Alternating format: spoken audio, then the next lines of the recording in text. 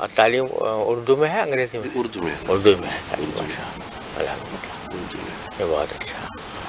میں تو حضرت اس پر بہت زور دیتا ہوں بالکل دوسری جگہوں پر بھی، بہت ضروری ہے. اس لیے کہ اس کی وجہ ذخیرہ سے اتنا. سارے اپنے ورثے سے کٹ جاتا ہے آدمی اگر وہ زبان سے واقف نہ ہو. یہاں یہ مسئلہ پیش آ رہا ہے جی ہاں. ہر جگہ.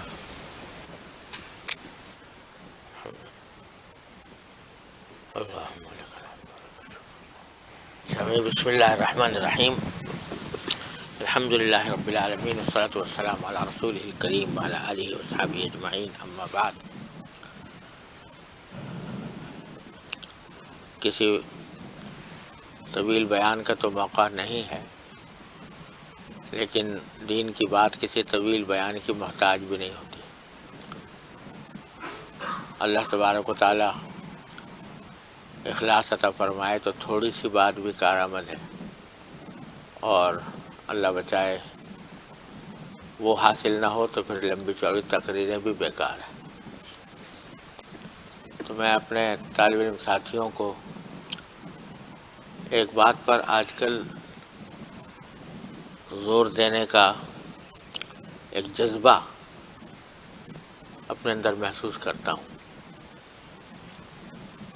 اور اس پیغام کو زیادہ سے زیادہ پھیلانا اور پہنچانا چاہتا ہوں، خاص طور سے اپنے طالب علم برادری میں.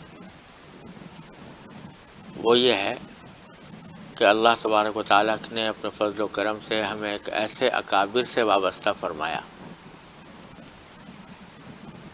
کہ جن کو ہم صحیح معنی میں یہ کہہ سکتے ہیں کہ انشاءاللہ ما انا علیہ واصحابی کا وہ نمونہ تھے اس دور میں. اور اس کی وجہ سے دین کی جو فہم اور دین کے اوپر عمل کرنے کا طریقہ جو ان حضرات اکابر نے پیش کیا، وہ در حقیقت ہمارے لیے ایک بہت بڑا سرمایہ ہے. اور اللہ تبارک و تعالیٰ کا فضل و کرم ہے کہ ان سے ہی ہمیں وابستہ فرما دیا، ان کے ہم نام لیوا ہیں. لیکن ایک بہت بڑی کمی اور کمزوری اپنے حلقوں میں مجھے اب یہ نظر آ رہی ہے کہ ان اکابر کے حالات سے، ان کے مزاج سے، ان کی سیرتوں سے واقفیت بہت ہی کم ہوتی جا رہی ہے.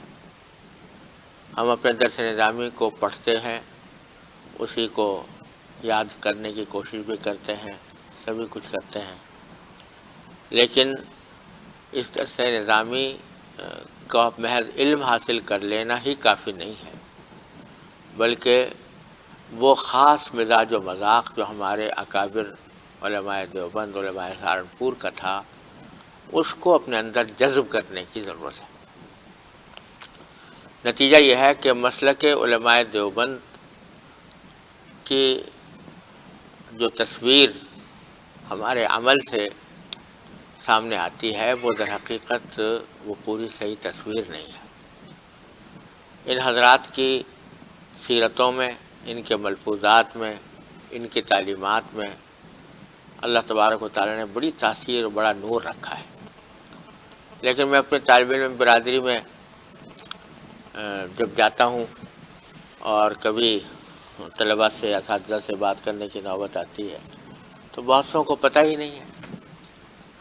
حضرت مولانا نانوتوی رحمۃ اللہ علیہ مثلاً، ان کے حالات کو سے واقفیت نہیں. حضرت گنگوئی رحمۃ اللہ علیہ کے حالات سے واقفیت نہیں.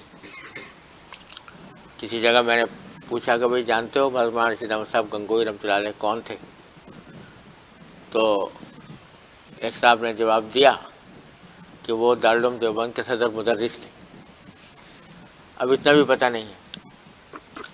تو ان حضرات کی زندگیوں اور ان کی سیرتوں، ان کے حالات سے ناواقفیت کی وجہ سے ہم کچھ اور سمجھے بیٹھے ہوئے ہیں، اور وہ جو خاص ذوق اور مزاج حاصل ہونا چاہیے تھا اس خاص حاصل ہونے میں کمی ہو رہی ہے.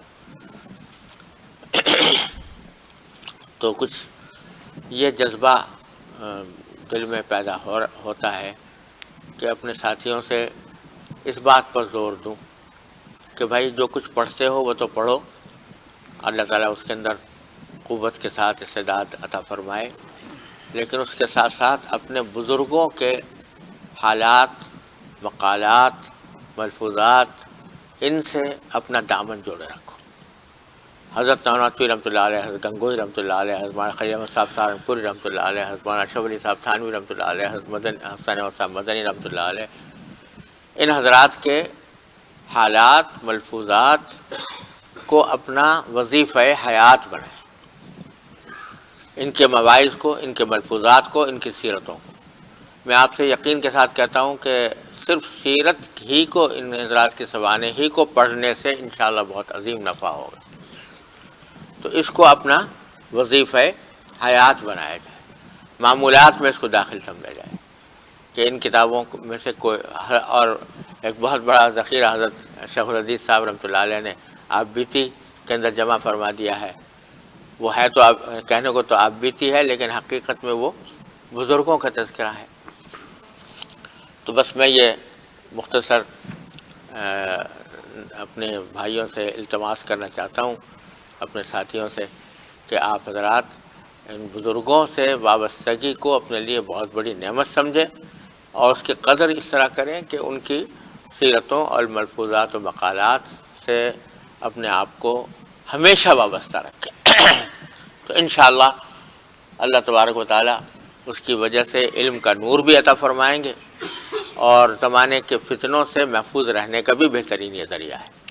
اللہ تعالیٰ ہم سب کو اس کی توفیق عطا فرمائے۔